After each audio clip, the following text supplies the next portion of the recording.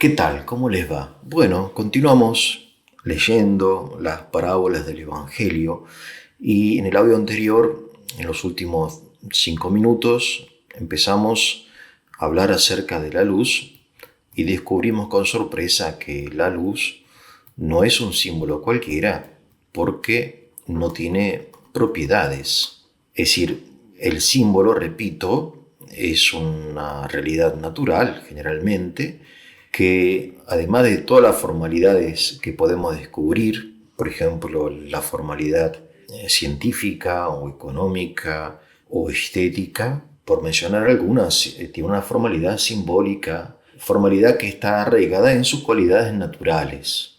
¿Sí? Es decir, el fuego, gracias a su calor, simboliza el amor. La piedra simboliza la fortaleza porque es dura, por su dureza, ¿no? El aceite simboliza la misericordia porque es suave. Entonces, a semejanza del aceite, la misericordia es suave, ¿no? Cauteriza las heridas, etc. Entonces, la pregunta, ¿cómo es la luz? ¿Qué cualidades posee? Descubrimos que la luz no tiene cualidades. No es ni suave, ni dura, ni inesperada, ni nada parecido a ningún otro símbolo. La luz no tiene forma, no tiene figura, no tiene color, no posee ninguna otra cualidad, no es corporal. Aunque sea material, no es corporal. Sí, es material, pertenece al mundo de la física, pero no está aquí o allá, no ocupa lugar, ¿no? Y le daba el ejemplo, si tuviésemos que hacer un inventario de las cosas que nos rodean en este momento, cada uno haría el suyo. Yo diría que aquí, frente a mí, hay un celular, un mate, un termo, un micrófono, un cable, una computadora, etcétera, pero no figuraría en ese inventario la luz. Porque la luz es como que si no existiera y, sin embargo, siendo, digamos, algo oculto, carente de cualquier cualidad específica, es lo que nos permite ver. Es decir, todo aquello que yo veo y después voy a enumerar en mi inventario, lo veo y enumero gracias a la luz. Por eso, si quisiéramos definirla, deberíamos definirla en una forma negativa. O mejor dicho, no negativa sino indirecta.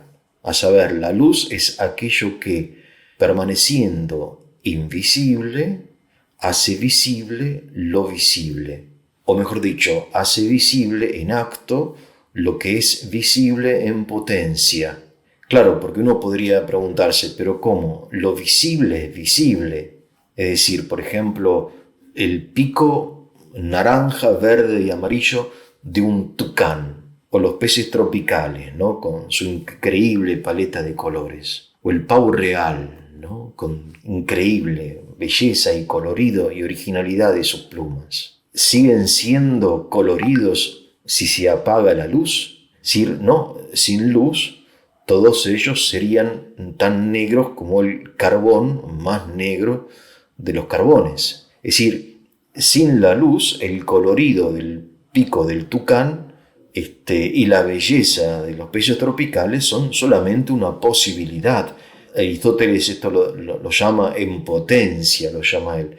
Son, digamos, una hipótesis, una posibilidad, y pueden quejarse, no sé, patalear, que no, que son muy lindos. No. Hasta que la luz no los ilumine, su belleza es pura posibilidad, porque están en la oscuridad. De modo que la luz, fíjense ustedes, interesante, ¿no? Es una cualidad, una energía que, aunque provenga de lo exterior, porque el tucán no emite luz como el sol o como el fuego, la luz es una energía que viene de afuera y que activa las cualidades intrínsecas de las cosas, porque es verdad que los colores pertenecen al pico, ¿no? El naranja y el verde amarillento pertenece al pico del tucán. Y esa es la magia de la luz. Por eso la luz, digo, no es un símbolo más, sino que está sobre todo símbolo porque su realidad es única y en sí misma es misteriosa, ¿no? Porque la luz no es algo corporal como puede ser el agua o la arena, no está aquí o allá. no tiene esencia como puede tener, no sé, la piedra o la tierra o cualquier otra cosa.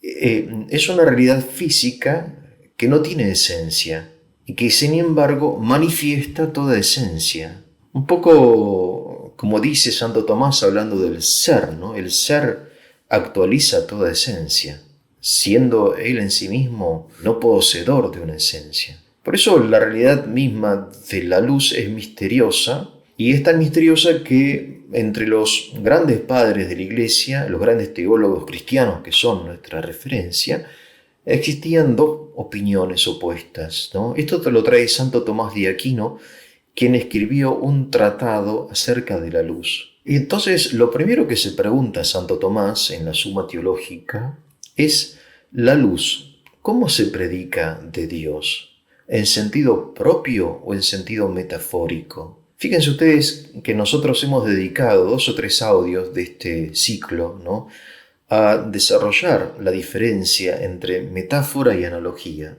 Y en principio yo tenía mis dudas. Decía, bueno, ¿esto realmente es importante? No lo sé. Igual lo tengo que decir. Y ahora descubro que para Santo Tomás es la primera cuestión que él trata en el primer artículo de su tratado acerca de la luz, es esta. La luz se predica en sentido propio, propie, dicitur, se pregunta Tomás, o metaforice, metafóricamente, ¿no? Claro, esta es la diferencia entre metáfora y analogía. Es decir, recordemos, ¿no? Dios es Padre en sentido propio, sí, creador. Es amor, es salvador en sentido propio, sí, pero análogo. Pero es roca, viento, pastor, maestro, rey. ¿En qué sentido? Propio, no, metafórico. Bien, eso lo entendemos, ¿sí? Es Padre en sentido propio. Y aclaramos, análogo, porque no es Padre en el mismo sentido en que es Padre nuestro Padre, ¿no? En mi caso, Juan. Es roca, Dios, o pastor en sentido... Bien, la luz, ¿en qué sentido? Dios es luz, decimos, ¿no? De hecho, la palabra Dios, ustedes lo saben, significa ni más ni menos que luz, ¿no? Es decir, de ahí viene también la palabra día, la palabra española, ¿no?, que proviene de una raíz indoeuropea. Bien, luz, brillo, día. La palabra luz, el término luz, se predica de Dios en sentido propio o metafórico. Bien, entonces algunos padres dicen en sentido propio, ¿no? Otros dicen en sentido metafórico. No parece claro. Y Santo Tomás, con todo respeto, como él dice, ¿no?, como él dice, él siente un enorme respeto por los padres de la Iglesia antiguos, pero sin embargo, Tomás, y esto no es un detalle, es consciente de la importancia que él, Tomás de Aquino, tiene en la historia y tendrá de la teología, ¿no? Él es humilde, pero no es pusilánime, no es tímido, no es apocado. Él sabe, es consciente de su genialidad, y por eso Tomás algunas veces se atreve a corregir a los padres, porque él sabe quién es. Siendo él humilde, sabe que ha sido destinado, ¿no?, con un don especial de Dios, con una inteligencia angelical, como lo llaman, ¿no? El angélico lo llama la tradición. Entonces Tomás, consciente de quién es, del don que ha recibido, se atreve a corregir la opinión de algunos padres de la Iglesia, incluido San Agustín, que es la gran referencia, era la gran referencia en su época, en la Iglesia latina, en nuestra Iglesia, ¿no? Bueno, entonces, la naturaleza de la luz, ¿no? La luz, en primer lugar, San Tomás, y lo digo, San Tomás entiende que la luz se predica en sentido metafórico, porque la luz para él es fundamentalmente una realidad física, y esto es importante, ¿no? Es parte de la gran revolución que él introduce en la teología. Es una revolución que también tiene su mérito aquí en esta revolución el filósofo griego Aristóteles, a quien Tomás llama el filósofo. La realidad física tiene una entidad propia. Y esto es importante porque es el fundamento de la ciencia. Tomás ya tiene una perspectiva científica, ya él reconoce la autonomía de la ciencia.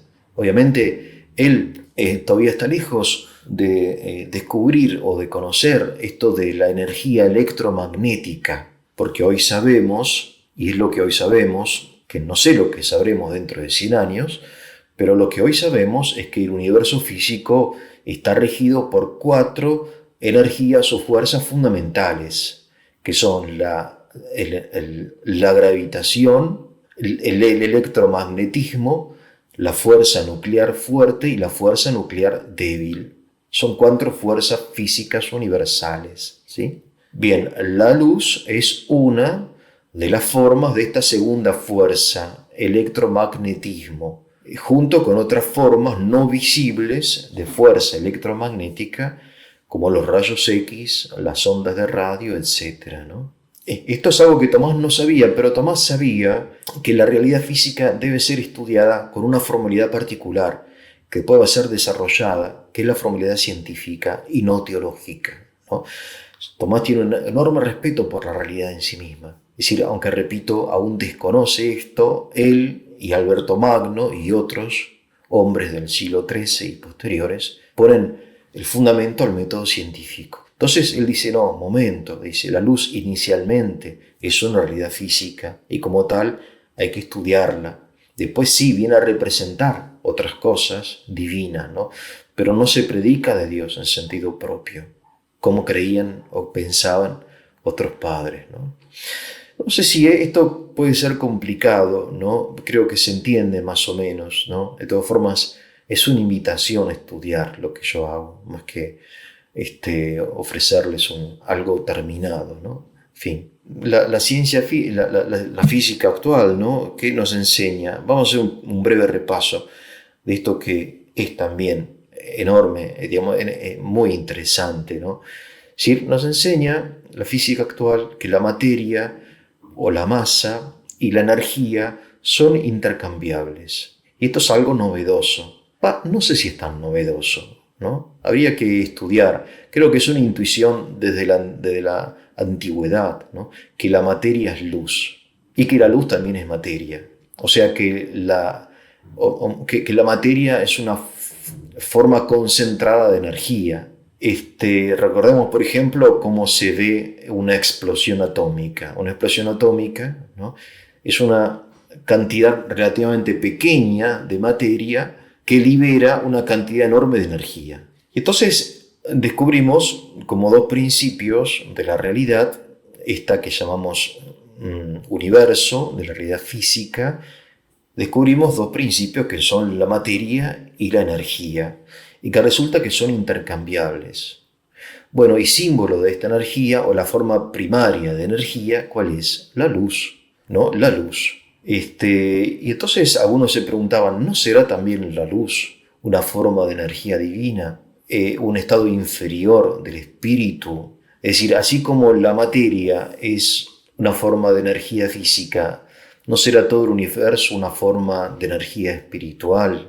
Entonces, si pensamos en términos de luz, podríamos pensar que la luz es como una especie de energía misteriosa, como una única realidad primaria, primordial, divina, ¿no?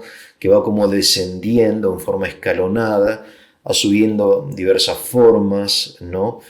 Más o menos excelentes, hasta la forma más opaca, que es la materia.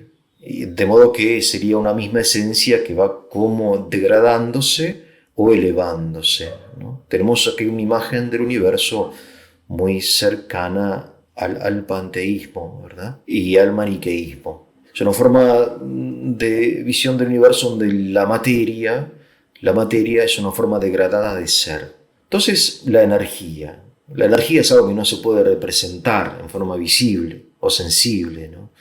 No tiene figura, no tiene color. Sí se puede representar en forma de una ecuación que ustedes conocerán, ¿no? La famosa ecuación de Albert Einstein, ¿no? Que la energía es igual a la masa o materia si quieren, ¿no? Multiplicada por la velocidad de la luz al cuadrado. Es algo muy hermoso y difícil de entender, tan hermoso como incomprensible, ¿no?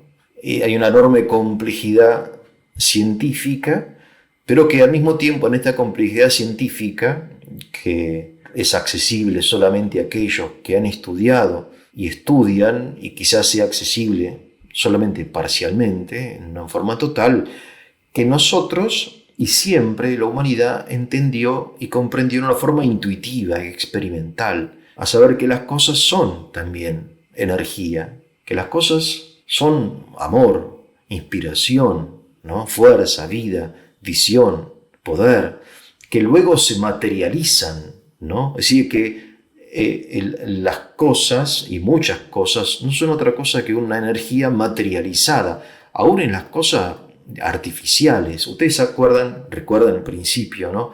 Aristotélico, de que el arte imita a la naturaleza.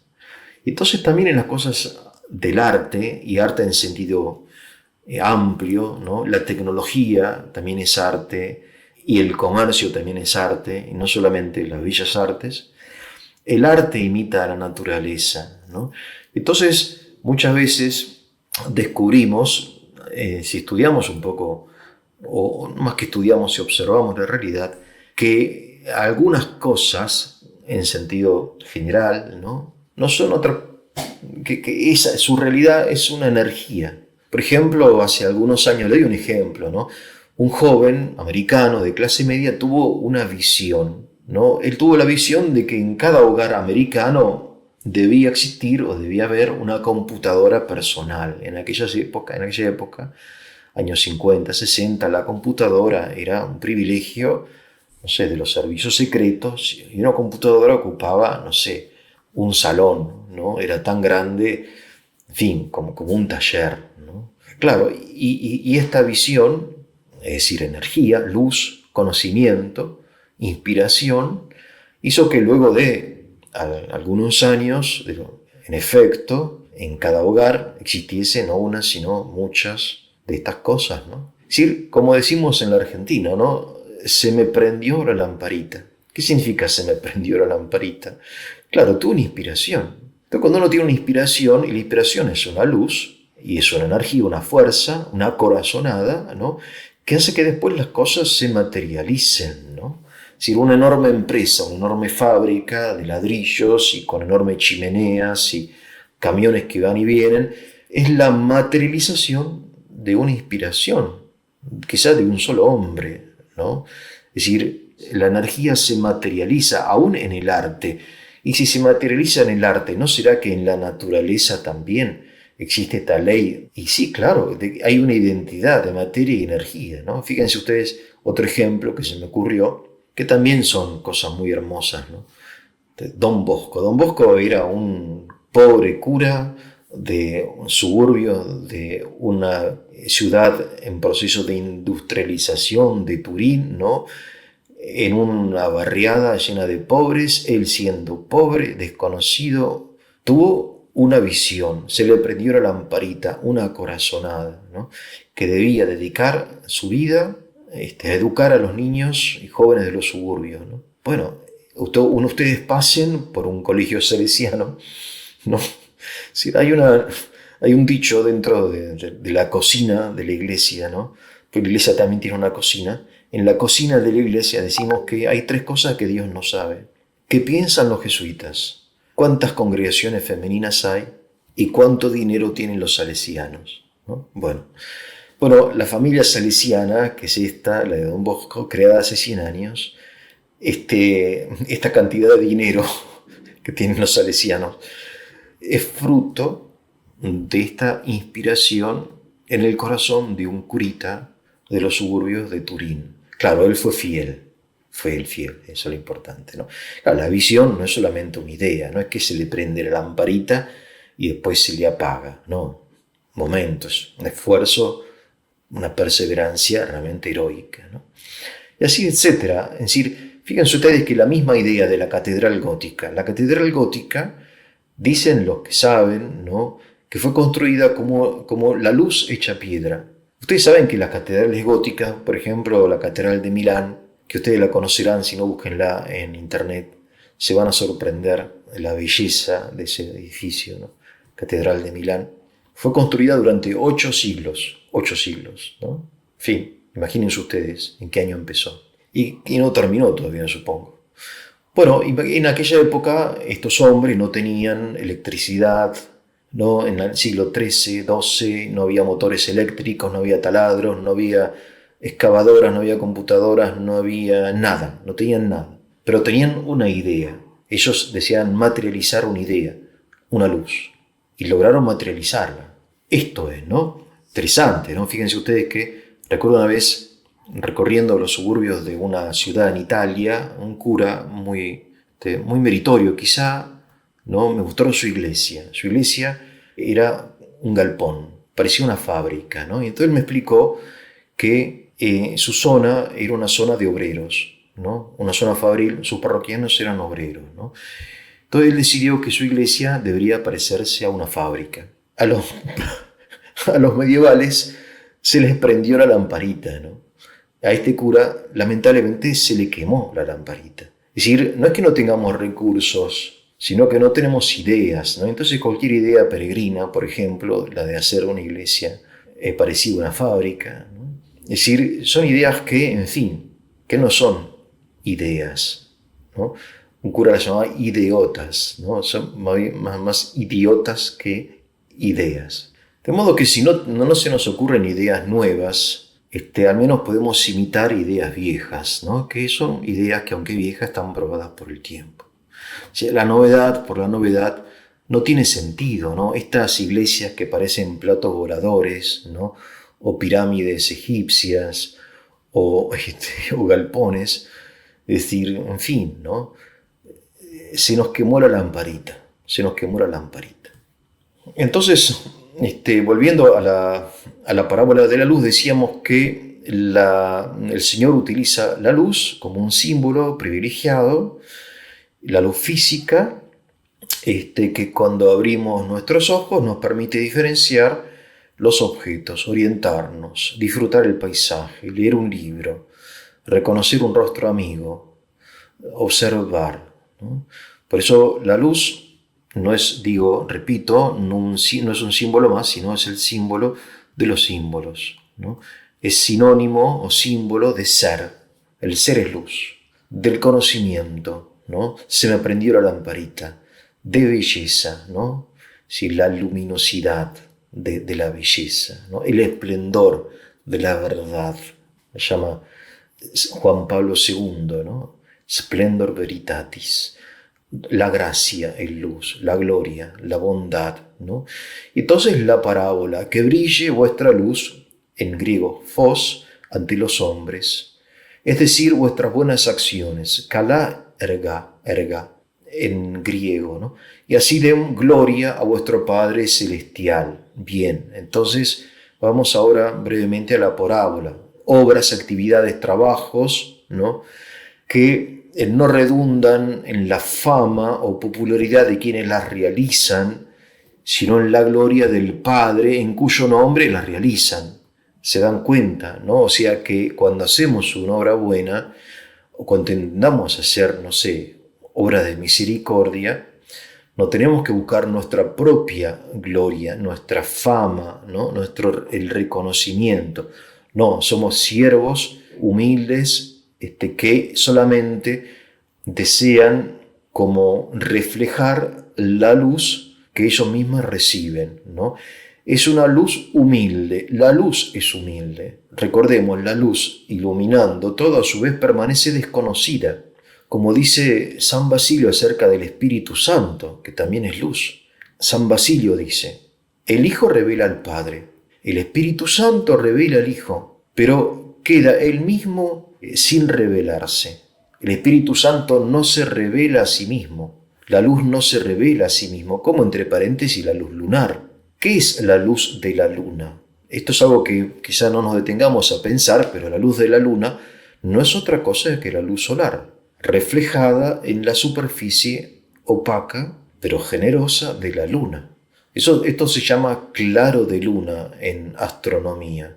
O sea, la luz que nos ilumina de noche y la misma luz que nos ilumina de día. Por eso se trata de ser un cuerpo luminoso, porque hay cuerpos que emiten luz, hay cuerpos que reflejan la luz, hay cuerpos que ni la emiten ni la reflejan, ¿no?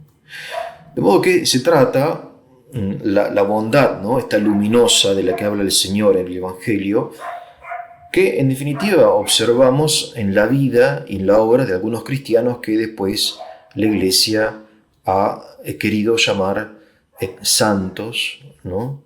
que es como un reflejo o una imagen de la bondad del Padre. Aquí está un poco el fundamento de la devoción a los santos, ¿no? Que nuestros hermanos evangélicos rechazan, pero que encontramos en la Escritura. Por ejemplo, en la primera carta a los Corintios, ¿no? Capítulo 11, versículo 1, dice San Pablo, ¿no? Sean imitadores míos, como yo lo soy de Cristo. Mimetai en griego. Es decir, fíjense San Pablo, ¿no? Qué audacia. Sean imitadores míos. Es una expresión que encontramos repetidas veces. En la carta a los Filipenses, por ejemplo, lo mismo, o en Tesalonicenses, una creo, ¿no? Es decir, que el apóstol no solamente es un maestro que enseña, ¿no? Sino que es un ejemplo cuya vida sirve de doctrina, ¿no? Es decir, la vida de Pablo es tan ejemplar que los cristianos, observando la vida de Pablo, pueden orientarse y sentirse edificados sin necesidad de leer la Escritura, que en aquella época no existía la Escritura.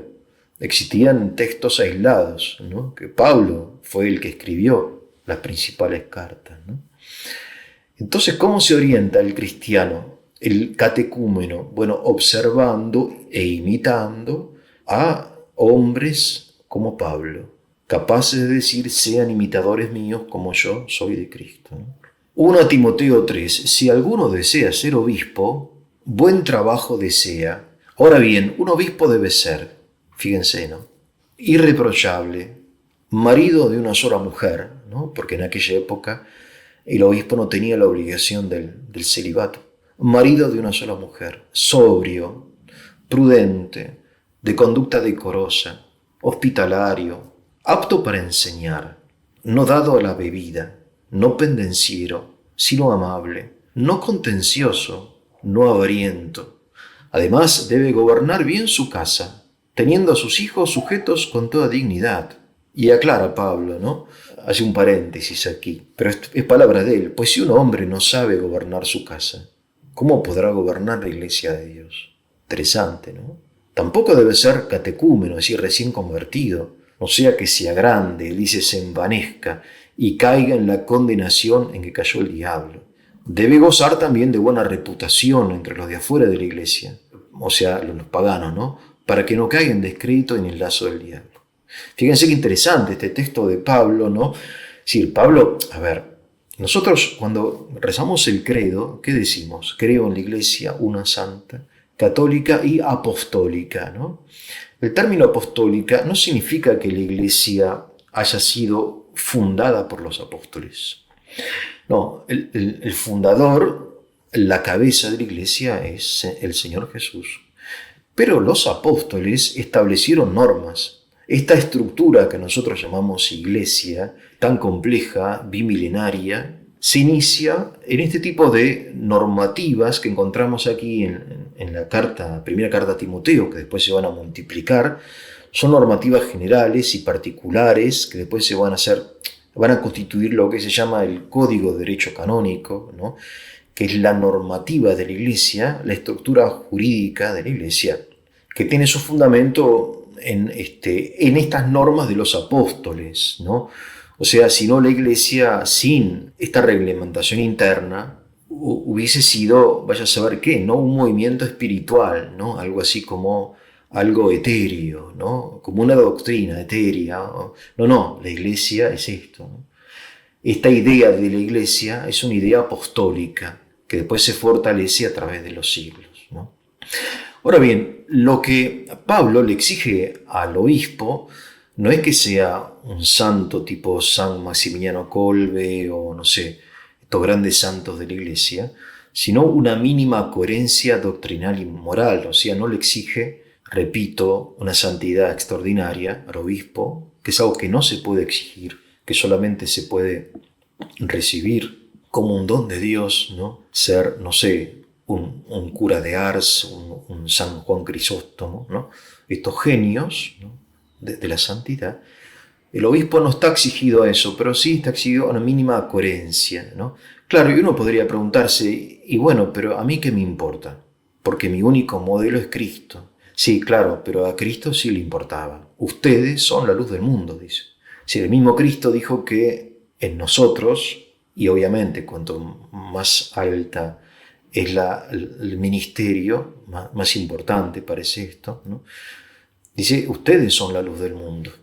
Y entonces que vuestras buenas obras, en fin, para que sean vistas y en fin, ¿no? Esto no se contradice, sino que complementa la expresión de Juan 8, yo soy la luz del mundo. El que me sigue no anda en tinieblas, sino que tendrá la luz de la vida, ¿no? Ego eimi to phos tu cosmos. La pregunta es, que es una pregunta artificial, en fin, Señor Jesús, ¿no? ¿Quién es la luz del mundo? ¿Tú o nosotros? O sea, nos acaba de decir que nosotros somos la luz del mundo y ahora dice que Él es la luz del mundo, ¿no? Bueno, de esto se trata, ¿no? Se trata de entender la Escritura tal como fue escrita, en el espíritu en que fue escrita. No podemos entender ni leer la Escritura según el espíritu este pedante de la ilustración, de la falsa ilustración, donde buscamos definiciones, exactitud, ¿no? El racionalismo, la ideología, ¿no? Que usamos la Biblia como cachiporra para pegarle al rival ideológico, ¿no? Mirá lo que dice en este versículo. No, pero en aquel versículo sí, no, pero en el otro versículo, ¿no? Es decir, no, es decir, porque de ese modo dejamos de sentir la dimensión poética, simbólica del lenguaje bíblico. Bueno, con esto termino. Si fue de su utilidad, le voy a pedir que la compartan, se suscriban para la difusión del canal. Que tengan un muy, pero muy buen día.